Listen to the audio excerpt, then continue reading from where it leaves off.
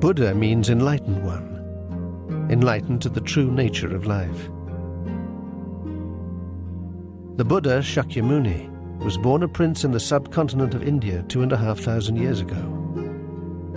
The four universal sufferings, in the shape of birth, old age, sickness and death, shocked the young Shakyamuni, and he set out from his palace determined to find a solution.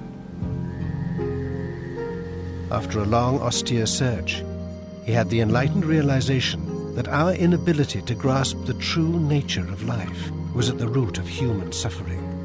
Through learning how to access life's unlimited potential, humanity could transcend suffering and establish a solid, indestructible happiness. Shakyamuni traveled around India for many years, sharing his enlightened wisdom. His numerous orally transmitted teachings, known as sutras, recorded after his death, spread throughout Asia, transforming the lives of millions of people.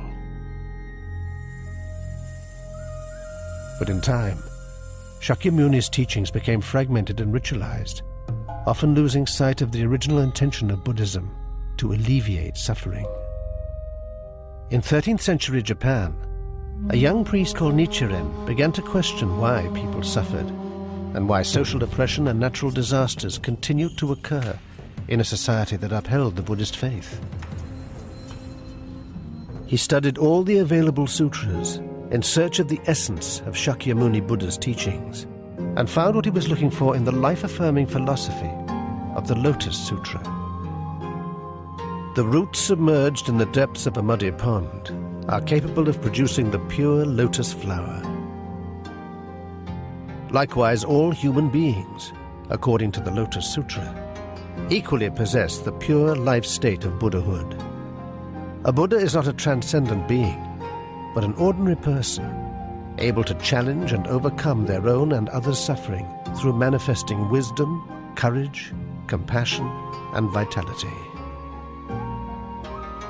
To enable all people to activate this state of Buddhahood, Nichiren established the practice of chanting the phrase Nam-myoho Renge-kyo, which he identified as being the expression of the fundamental law of life.